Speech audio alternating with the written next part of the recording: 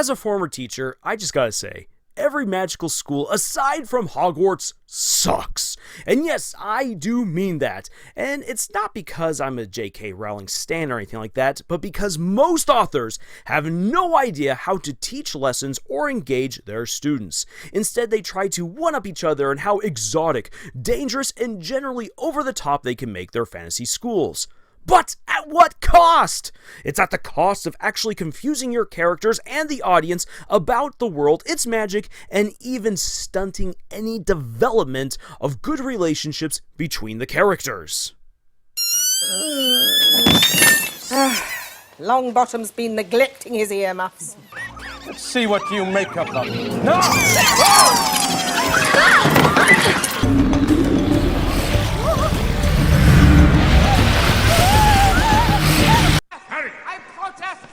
You put your name in the goblet of fire. Maybe J.K. Rowling also sucks at this. Hi there everyone, Lars here from Camille's Harem. Not just a podcast for novice writers by novice writers, but also a YouTube channel by novice writers for novice writers. Because writing is an adventure, it's more fun with friends.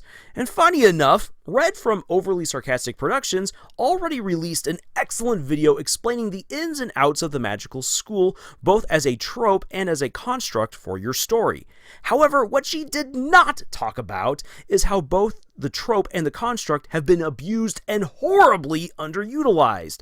And that is what I am here to deliver on. Okay, let's get this out of the way at the very onset of the video. Your magical schools, academies, or universities are not about the wands, the signature spells, the lusty-busty familiars, or the magical tournaments that always somehow devolve into death games. Magical schools are not about the romances or the rivalries, nor are they meant to be an excuse for you to write in various versions of your favorite teachers or your most hated teachers to play out your fantasies with them. No, a magical school is meant to teach your characters and your readers essential information and how to apply that knowledge. What that means to you, my fellow writers, is that you need to learn how to be educators. And lucky for you, I was one.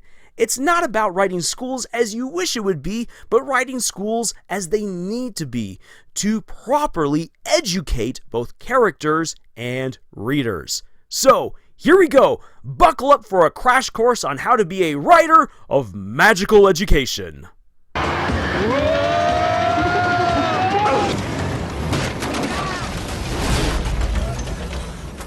award Gryffindor House 60 points. The night was humid. That's it, and that's all. First, you need to understand your own fantasy world and its magic. How does it work? What does someone need to have and to understand in order to not just survive, but thrive in your magical world? What professions, sciences, arts, and skills have the people of this magical world and its societies developed? These should be taught in your school. And no, the basics and annoying subjects are still relevant and must be addressed as well. Don't leave them out. Think about it for just a second here. Why do we learn math, despite the fact that so many of us hate math? Well, it's to help us harness basic skills for daily living. And some people can use math in specific professions, such as all kinds of engineering. Or why do we learn languages in school? It's to help us communicate, express ideas, and connect people and cultures. Why do we learn history? To understand ourselves, the world we live in, and to hopefully gain the skills of research, understanding, and connecting themes in order to plan for our futures. And then there are more specific classes in school that are geared towards helping kids gain skills and develop talents that can be used in specific future careers. But these classes are still kept broad enough in scope that they leave many options open for later decisions and more personal growth on the part of the students. And it absolutely grates on me that so many Magical Academy stories, anime being an especially grievous offender of this, focus only on one or two classes as if that's all you ever need in life. Usually, these are combat-oriented classes, as if a horde of monsters might apparate next to you without warning. Or, just as bad, the main character is already a genius and doesn't need any of these classes. wish fulfillment, power fantasy, utter nonsense that takes you out of the magical academy setting and ruins all the opportunities that such a setting provides. And it's just so unrelatable.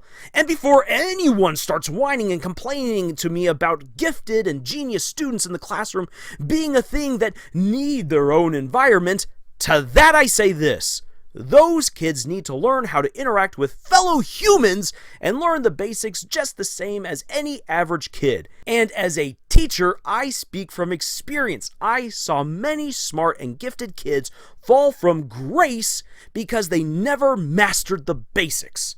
True sad story there.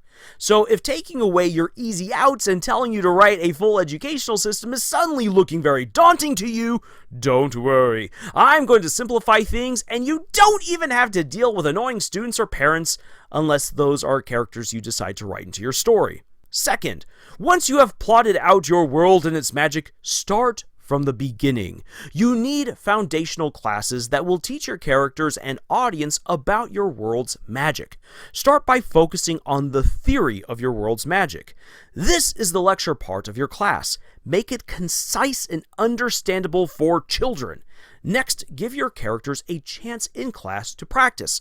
And after that, follow through with homework. Let's make an example right here. Let's say you're writing a young wizard who must learn how to cast spells using a magical staff. He's already chosen a magical wood and he's carved it himself to bond with his staff in its own unique image, but his magic is still wild and erratic. In class, he learns that magic is drawn from thought and his own innate magical energy, but he must connect with his staff, imagine his spell taking shape, and then using the right words, funnel everything through his staff in order to complete the spell. The teacher then gives the student a practical exercise. They must fill a glass with water. When we then get to see various students succeed or fail in different ways, and the different ways in which the same teaching can be applied to different students. Our plucky protagonist wizard struggles with the exercise, and we as the readers learn through his experience what connections there are between spellcaster and staff and what that looks and feels like. And then, this is where J.K. Rowling dropped the ball, we see actual homework in practice.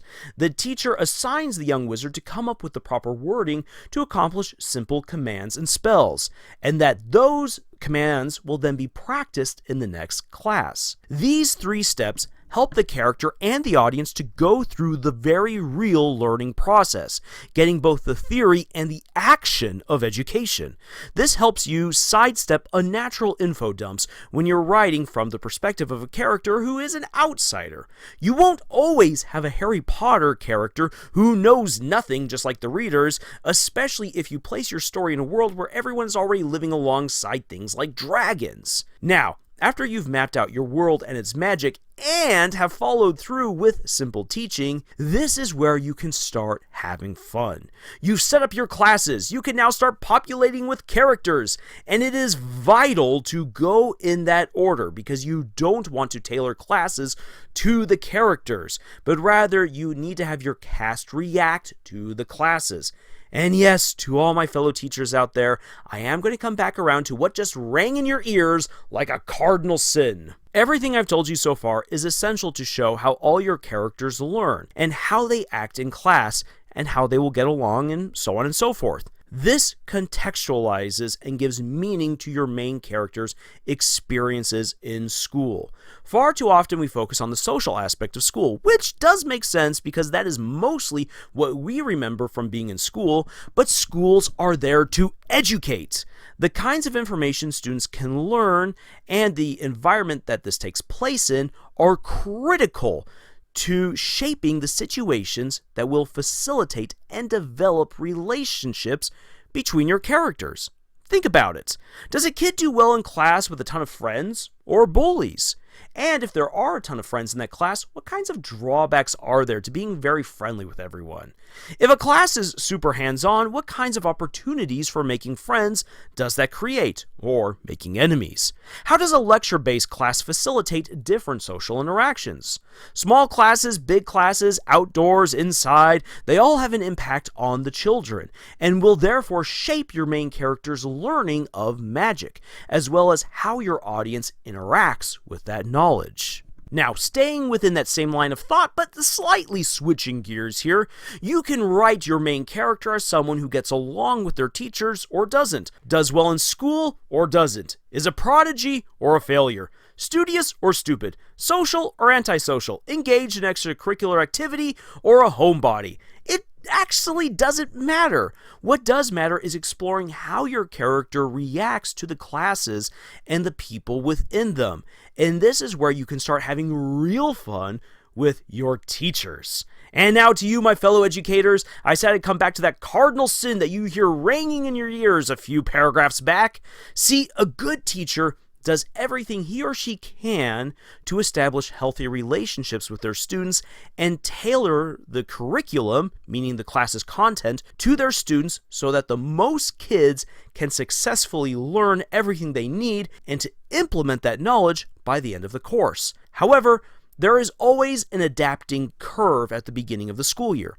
Teachers have to get to know their students and then figure out what to do to help out each individual kid. You can use this throughout your story actually to demonstrate in subtle and beautiful ways how teachers do care about their students or how some don't by neglecting the specific needs of various students.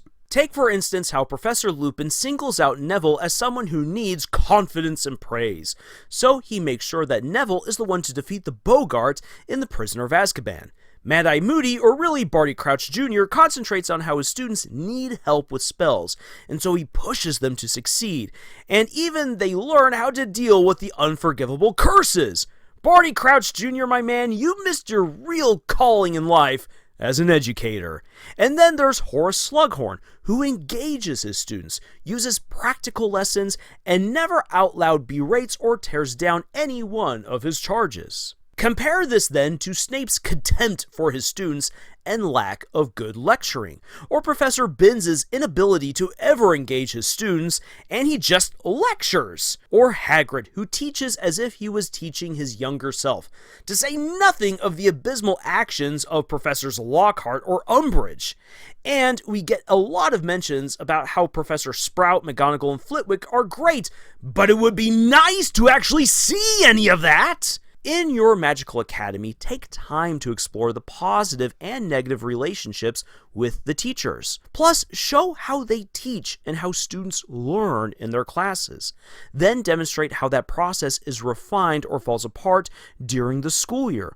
Both happen in real life, and if you can capture that in your story, it will resonate with your audience. Now, let's take a look at the layout of your school. Go ahead and get creative, but remember, space and time. As a student in college and in high school, in order to make it to my classes on time, I had to figure out distance and speed. Some classes I always had to sprint to. Others, I could take leisurely walks and take time to hang out with friends along the way.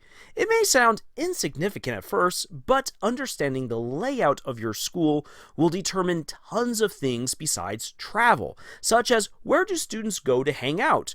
Where do cliques congregate? Where's the best place for bullies to attack their targets? Where's the best place for couples to make out? Or for the delinquents to do their shtick? Students fill the space of a school with the life that they want to live while there, and the opportunities provided to them by the space and the time that they need to travel. Finally, after you've determined your world, its magic, what knowledge the characters need in order to succeed and thrive in life, what classes they need to hone their skills and gain that knowledge, the teachers that they need, and the layout of the school, as well as populating it with the rest of your cast, now you can confidently move in and come up with all your crazy tournaments, clubs, sports, death matches, yada yada yada, and so forth. But before you start writing off into the sunset with ridiculous ideas, please consider your world, your students, and the purpose of your school. I do know people who went to absolutely brutal military academies, the kind of stuff most normal people have never heard of, or if they have, they really misunderstand it.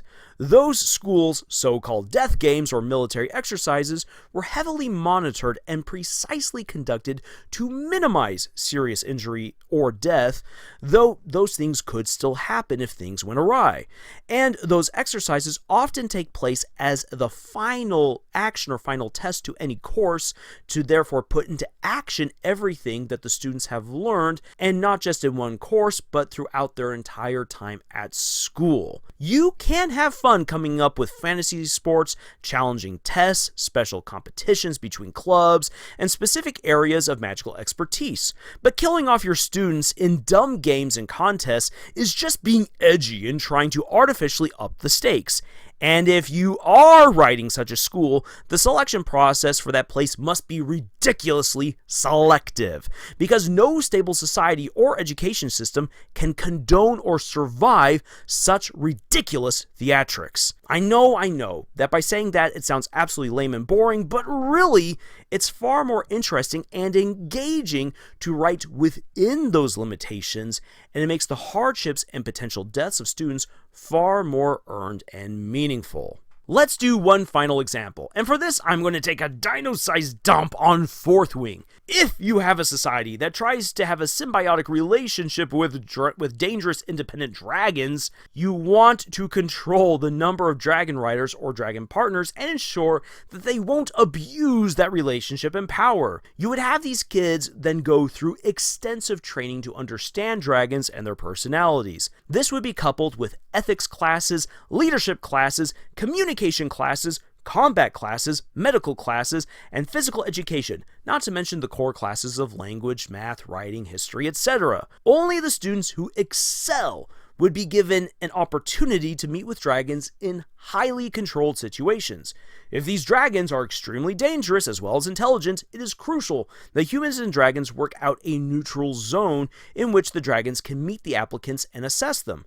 The dragons will make their selections, but still make it clear that their prospective riders could die before they are completely accepted. They must now prove themselves to the dragons, and from there, you can get creative. What this means is that all dragon riders should be highly capable, respectful, and educated individuals so they stand a better chance of surviving their time with the dragons and can prove themselves. You can still have the dragons give them their chances to be assessed and be judged and even kill them in some situations, but the humans maintain their population by not just simply throwing kids into the meat grinder, but instead they will walk away with an incredibly educated class who will be essential for filling in when dragon riders die, as well as those who do not become dragon riders. They will be capable enough to now lead businesses, government, military, and society, which is what all schools in reality are designed to do. So there you have it. If you've made it to the end of this lecture,